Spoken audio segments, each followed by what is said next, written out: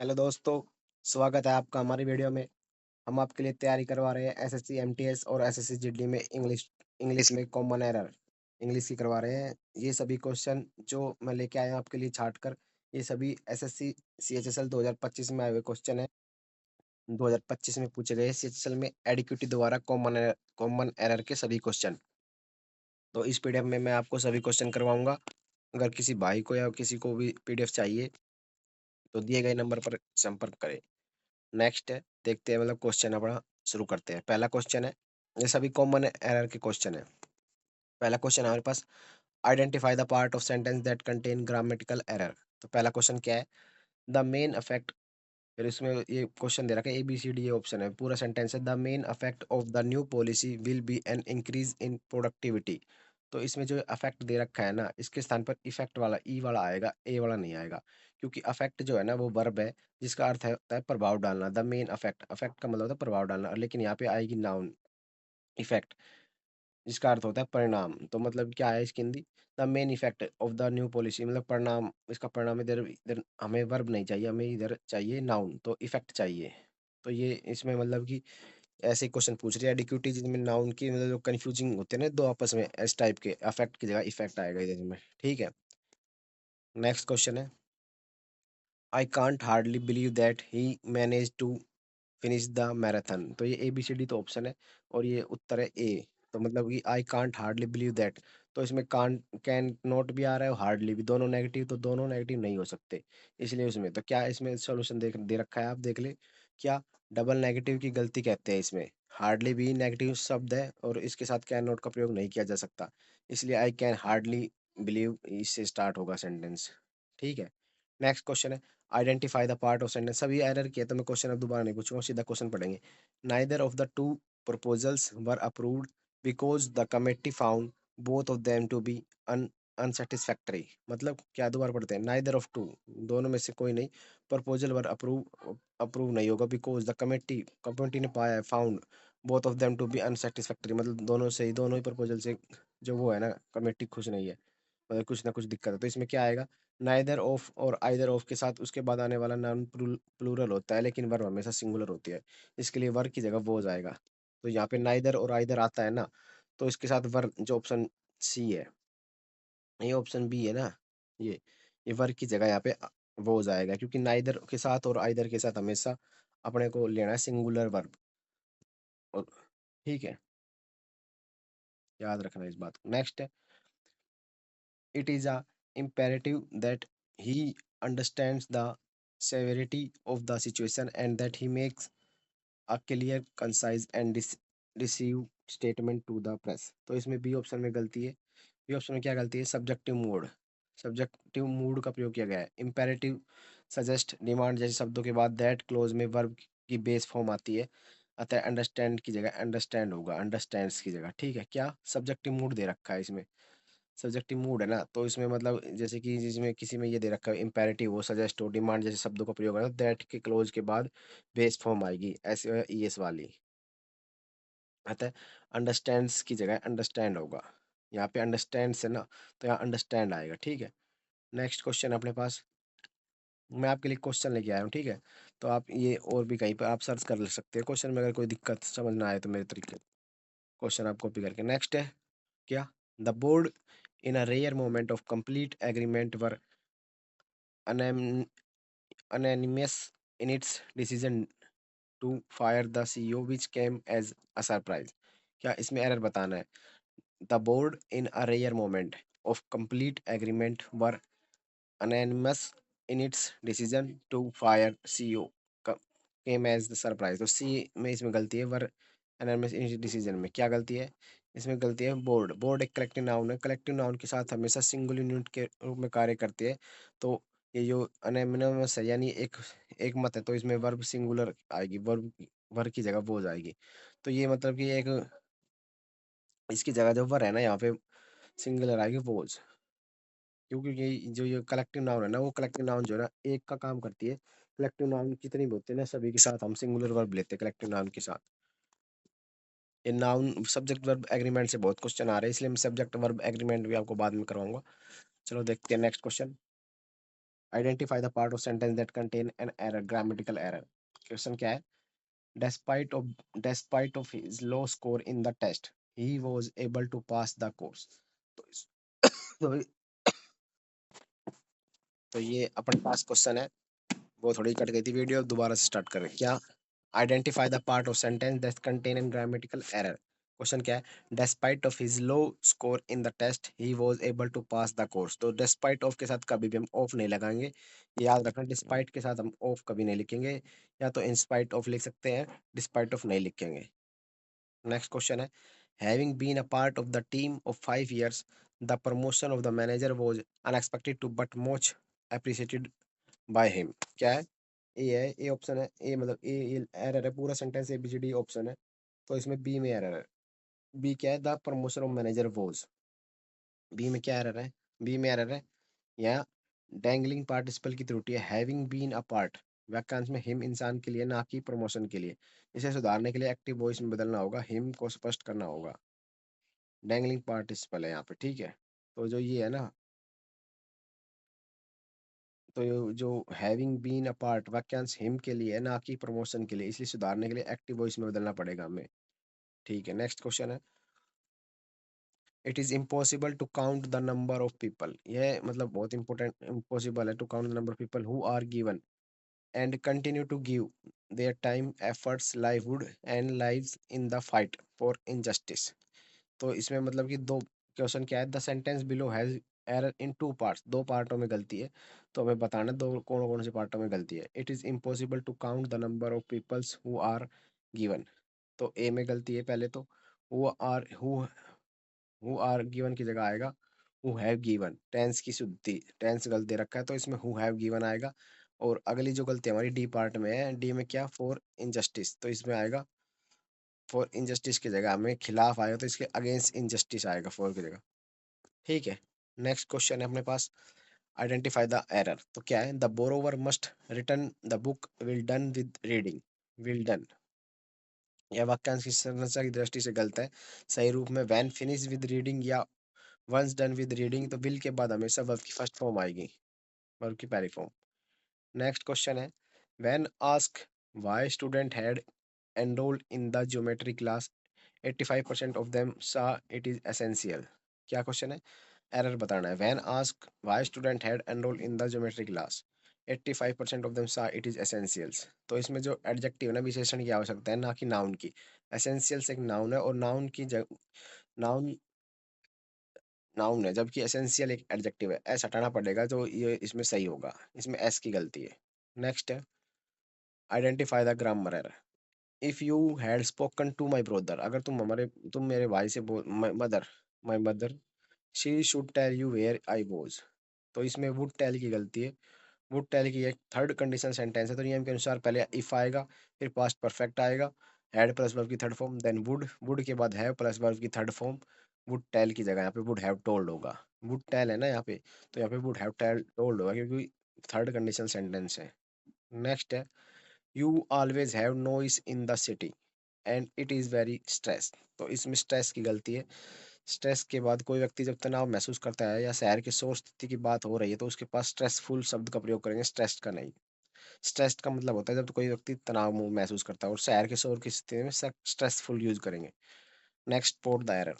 On the time of the opening ceremony of the restaurant a large gathering had assemble, no error. तो on the time इसमें जो है इसकी गलती है। On the time specific point of time, इसके लिए एट प्रीपोजिशन का प्रयोग करेंगे, एट द टाइम, और नहीं एट द टाइम। नेक्स्ट है, Amazon Prime Day is going to kick up the holiday season and holiday shopping for many consumers, तो इसमें किकअप की गलती है। क्या? यहाँ पर फ्रेजल वर्ब की गलती है। किसी इवेंट या सीजन की शुरुआत करने के लिए किक ऑफ होता है, ना कि किकअप। किक ऑफ का प्रयोग करेंगे इसमें, किक ऑफ, किकअप का नहीं। नेक्स्ट है, choose the option that has an error. The on the plus side, if the development are getting better then richer nation will benefit, तो आर की development एक सिंगुलर नाउन है, और singular noun के साथ हमेशा सिंगुलर वर्ब लगेगी, are की जगह इज आएगा। नेक्स्ट है, my fair cinema is to be close at December, Thomas will have sold it to a firm of builders. क्या है? My fair cinema is to close to December, Thomas will have sold it to a firm of builders. तो इसमें क्या है, ए और B, दो गलती है ए और बी में। महीनों के नाम के आगे एट नहीं बल्कि इन आएगा, तो इस एट दिसंबर लिखा है तो इन दिसंबर, हमें याद रखना पड़ेगा महीनों के नाम के आगे हमेशा इन लगता है, एट नहीं लगता। जबकि पार्ट बी में टेंस की गलती है, विल शैल शुड, विल शैल और सोल्ड, इसमें टेंस की गलती है। नेक्स्ट क्वेश्चन है question number 18, identify the part of the sentence contain grammatical error. क्या है question, the new manager is responsible of the entire marketing campaign. जो नया मैनेजर है ना वही रिस्पॉन्सिबल है फॉर ए मार्केटिंग कैंपेन। तो इसमें जो गलती है, इसमें गलती है पार्ट बी में फिक्स प्रेपोजिशन की। रिस्पॉन्सिबल के साथ हमेशा फोर आएगा ना कि ऑफ, तो हमें याद रखना पड़ेगा रिस्पॉन्सिबल फोर ना कि रिस्पॉन्सिबल ऑफ। रिस्पॉन्सिबल के साथ हमेशा फोर प्रेपोजिशन लगते हैं, फिक्स प्रेपोजिशन है। नेक्स्ट है आइडेंटिफाई द एरर। तो इसमें क्या है, the train left the station before we had arrive. ये क्वेश्चन तो मतलब मान के चलो हर शिफ्ट में आएगा। The train left the station before we had arrive, तो बी और डी दोनों में गलती है। पास्ट परफेक्ट का नियम, अतीत में दो काम हो तो पहले हुआ काम साथ में हैड प्लस वर्ब की थर्ड फॉर्म लगेगी। ट्रेन पहले गई इसलिए the train had left, the train had left आएगा, बिफोर वी अराइव उसके बाद बिफोर वी अराइव्ड आएगा, ठीक है। नेक्स्ट क्वेश्चन है identify the part of sentence contain error, the movie which you recommended was both interesting and entertain. तो इसमें parallelism की है, बोथ एंड से जुड़ने वाले एक ही तरीके के होते हैं, तो इसमें इंटरेस्टिंग के साथ फिर अगला आएगा एंटरटेनिंग, मतलब दोनों एडजेक्टिव होंगे, दोनों के पीछे आईएनजी लगेंगे। पैरेललिज्म फॉलो करता है बोथ और एंड के साथ, अगर एक के साथ आईएनजी लग रहा है तो दूसरी के साथ भी आईएनजी लगेगा। नेक्स्ट है identify the part of the sentence contain error, the company latest report provided the data that support our initial hypothesis. तो ए और डी में गलती है, इसमें क्या कंपनी कंपनीज में एपोस्ट्रोफे की कमी है, इसमें एपोस्ट्रोफे लगेगा कंपनीज, ठीक है। तो नेक्स्ट है, और इसमें डाटा को अक्सर प्लूरल माना जाता है इसलिए सपोर्ट बिना एस के आएगा, सपोर्ट्स नहीं आएगा, सपोर्ट आएगा। डाटा को हमेशा प्लूरल माना जाता है लगभग, तो इसलिए एस नहीं आएगा। नेक्स्ट है the reason for his failure is because he could not study for the exam, इसमें बी में गलती है। द रीजन इज के साथ बिकॉज का प्रयोग रिडेंडेंसी है, मतलब एक ही बात को बार बार कहना, तो इसके लिए द रीजन, रीजन के बाद हमें बिकॉज यूज नहीं करना है, इसलिए यहाँ पे बिकॉज नहीं आएगा। नेक्स्ट है सुपरफ्लुअस हो जाता है। नेक्स्ट है the team's success was largely a result of its coach dedication affect which they. तो इसमें बी की में गलती है, इट इज के अर्थ है, इट्स का अर्थ है इट इज, यहाँ पर कोच के संबंध पोजीशन को दिखाने के लिए इट्स आएगा बिना अपोस्ट्रोफे के। जो इट इज है ना, ये इट इज, ये इट्स आएगा बिना अपोस्ट्रोफे के। नेक्स्ट है ही हैज बीन, ये मतलब पूरे प्रीवियस ईयर ही है 2025 के, जो एडक्यूटी ने सीएचएसएल एग्जाम में पूछी है। अगर किसी भाई को पीडीएफ चाहिए तो मेरे पास मैसेज करें, मैं आपको भेज दूंगा ये व्हाट्सएप पर। नेक्स्ट है he has been to he has been to Italy but the did not went to Rome, he has been to Italy but he did not went to Rome। तो यहाँ पे did या didn't के बाद हमेशा verb की first form आएगी, went नहीं आएगा, तो यहाँ पे गो आएगा डिड नॉट के साथ, ठीक है, did not go. Next question है the group of student along with the professor were discussing the new finding in the research lab. तो इसमें सी में गलती है, the group singular along with the professor अतिरिक्त जानकारी, अतः वर्ग के स्थान पर वो आएगा, ग्रुप के साथ सिंगुलर है इसलिए। नेक्स्ट है identify the error, she spoke so fastly that I could barely understand what she was saying. तो बी में गलती है, फास्टली शब्द कोई शब्द नहीं होता है, फास्ट स्वयं एक एडजेक्टिव है और एडवर्ब के लिए सो फास्ट आएगा। फास्टली जैसा शब्द कोई इंग्लिश में नहीं होता है, फास्ट का एडजेक्टिव फास्ट होता है और एडवर्ब होती है सो फास्ट। नेक्स्ट है find the incorrect part of the given sentence, if I was you, अगर मैं तुम होती, I would not do this. तो ये वाक्य काल्पनिक स्थिति है, इमेजिनरी सब्जेक्टिव मूड है, तो इसमें इफ आई के साथ हमेशा वर्ब का प्रयोग होगा, तो चाहे इसमें हम आई इफ आई वर लगाएंगे, ठीक है। नेक्स्ट है identify the spot error question, क्या है, he denied to attend the meeting, he denied उसने मना कर attend the meeting citing personal reasons, denied to attend. व्याख्या डिनाई के क्रिया के बाद आमतौर पर जीरन आईएनजी फॉर्म यूज होगा, डिनाइड अटेंडिंग या रिफ्यूज टू अटेंड आएगा।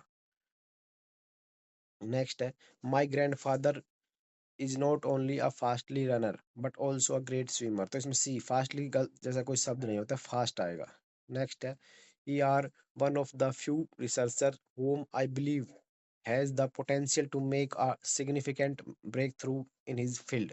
तो ए पार्ट में गलती है, ए पार्ट में he is one of the में क्या गलती है इसमें, ही इज सिंगुलर है तो इसके साथ हमेशा इज का प्रयोग होगा, ना कि आर का। नेक्स्ट है the company has been experiencing a lot of problem since the the last 2 days 2 years। C में गलती है, सिंस का समय, सिंस जो है वो हमें पॉइंट ऑफ टाइम के लिए होता है, जबकि 2 years पीरियड ऑफ टाइम है तो 4 आएगा। नेक्स्ट है the company data which has been collected and analyzed for the over a decade support the conclusion। तो बी पार्ट में इसमें एरर, डाटा को प्लूरल मानकर हम पार्ट डी में सपोर्ट लिख सकते हैं, तो पार्ट बी में हैज की जगह हैव आएगा। नेक्स्ट है the psychological action of his wife was thoroughly upset Mister Amit no error. तो वॉज एक्शंस को प्लूरल सब्जेक्ट है, इसके साथ हमेशा वर्ब आएगा, एक्शंस जो है ना प्लूरल होते हैं, इसके साथ वर्ब आएगा, प्लूरल प्लूरल फॉर्म आती है। नेक्स्ट है children who does not read books will never be able to receive information in any way. Does not, children एक प्लूरल नाउन है तो उसके साथ डू नॉट रेड आएगा। नेक्स्ट है recycling is now an essential measure and it is time to for everyone society to become more responsibility. तो responsibility यहाँ पे सही है, तो यहाँ पे बिकम, यहाँ एडजेक्टिव की आवश्यकता है, रिस्पॉन्सिबिलिटी एक नाउन है तो यहाँ पे रिस्पॉन्सिबल आएगा adjective. Next how important is non verbal communication such as facial expression and gesture when speaking. तो इसमें नो एरर, कोई गलती नहीं है। नेक्स्ट है I am lucky that I have been doing a job enjoy all working life. तो have been doing all my working life पूरे अनुभव को दर्शाता है, इसके लिए present perfect I have done का प्रयोग अधिक सटीक माना जाता है। Next question number 38 no sooner had she left the room when the light went out. No sooner had she left the room when the light out. तो इसमें when, तो इसमें क्या कोरिलेटिव कंजक्शन का नियम होता है, नो सूनर के साथ हमेशा देन आएगा, वैन नहीं आएगा। नो सूनर के साथ देन और वैन का प्रयोग होता है, हार्डली स्केर्सली बायरली के साथ वैन का प्रयोग होता है। नेक्स्ट है the group of friend were going going on a hiking trip next week. तो वी में गलती है, the group singular collective noun है तो इसका तो वर की जगह बोझ आएगा। Next neither of the two boys have completed their homework. तो हैव यहाँ पे जो क्वेश्चन नंबर 3 में जैसे बताया, नाइदर के साथ हमेशा सिंगुलर वर्ब आएगी, नाइदर के साथ सिंगुलर, तो यहाँ पे हैव की जगह हैज आएगा। Next question number 41. A bigger budget has been set aside for the three this year. A bigger budget has been set aside for this year. Marketing campaign in Asia। तो सही उत्तर है this year, साल के अभियान के बारे में बता रहे थे, इसलिए पॉजिटिव केस के लिए दिस ईयर एपोस्ट्रोफी एस का प्रयोग होगा। तो ये हमारे पूरे शिफ्ट के मतलब हमने कंप्लीट कर लिए, ये इतने क्वेश्चन आए थे एरर के। तो अगर किसी को पीडीएफ चाहिए तो बता देना, इन नंबर पर संपर्क कर लेना, आपको पीडीएफ भेज दी जाएगी मात्र और मात्र 10 रुपये में। आप स्क्रीनशॉट भेज दिए, आपको पीडीएफ भेज दी जाएगी।